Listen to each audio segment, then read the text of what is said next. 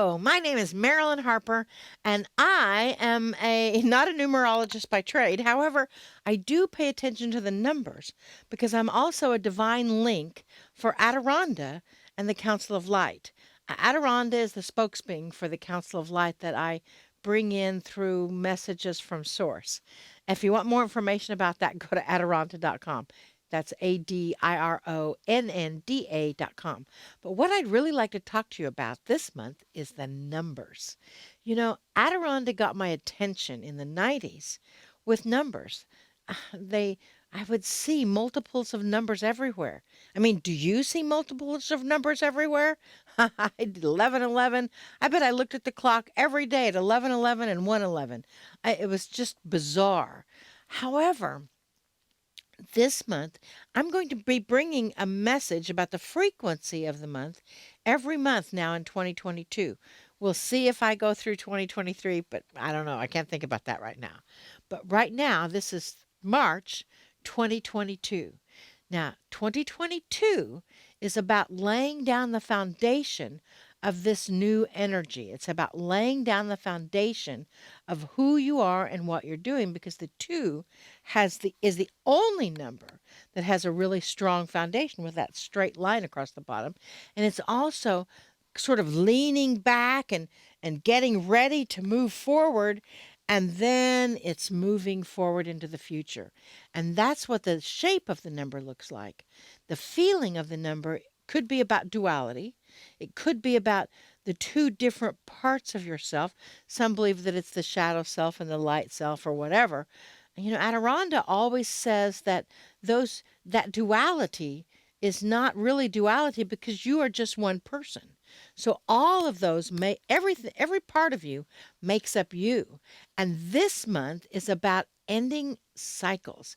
March, that's 3, 2022, all that adds up to a 9, which is about ending the cycles that you're ready to be done with. I know, take a deep breath. Ending those cycles that you're ready to be done with means some people don't like the 9 because they think, oh, well, I want to end something, or I'm going to die, or something like that. It's just about ending something. So what cycles or patterns would you like to end? I mean, do you have a cycle of spending too much money, or a cycle of not spending your money on what you need to spend your money on, or a cycle of a habit or something of negative relationships, or a habit of drawing unavailable relationships to you, or a habit of having a job that you don't like, or you get fired from, or that you get grisly with all the people that you work with. I mean, that's a cycle. That's a habit that you have created.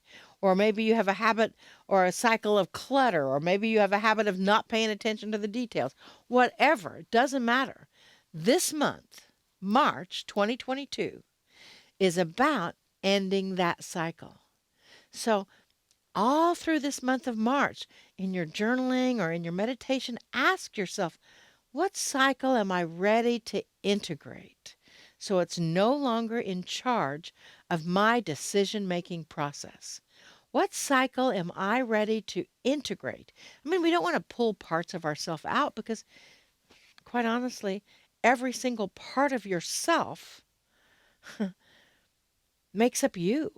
And you're pretty cool. And so you want to honor all of those parts of yourself.